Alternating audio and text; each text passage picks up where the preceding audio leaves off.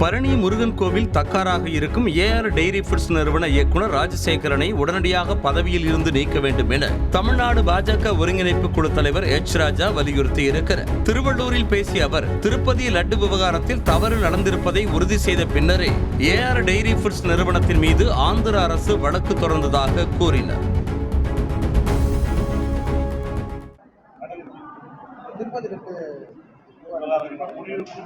எது திருப்பதி லட்டுக்கு தான் அந்த AR foods and dairy product கம்பெனிக்கு எதிராக வழக்கு தொடரப்பட்டாச்சே.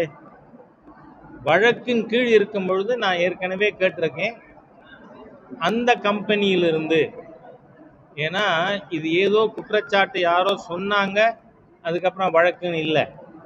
குஜராத்தில் ஆய்வு செய்யப்பட்டு அவர் குற்றம் இழைத்திருக்கிறார் என்பதற்கு ஆதாரங்கள் கிடைத்த பிறகு ஆந்திர அரசாங்கம் அந்த AR foods and dairy products கம்பெனிக்கு எதிராக வழக்கு தொடர்ந்திருக்கு.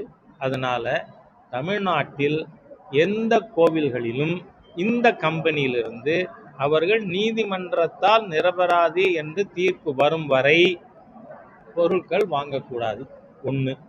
ரெண்டாவது, அவரே பழனிக்கு தக்காரா இருக்காருன்னு தகவல். அந்த ராஜசேகரா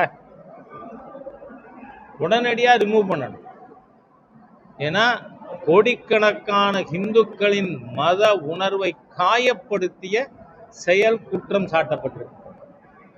அதனால ஒரு நிமிஷம் கூட அவர் பழனி கோவிலில் அந்த இடத்துல போய் உட்கார அருகதை இல்லாது. அதனால அவரை உடனடியாக அதிலிருந்து நீக்கணும்னு கேட்டுக்கிறேன். செய்திகளை உடனுக்குடனும் துல்லியமாகவும் தெரிந்து கொள்ள சப்ஸ்கிரைப் பண்ணுங்க.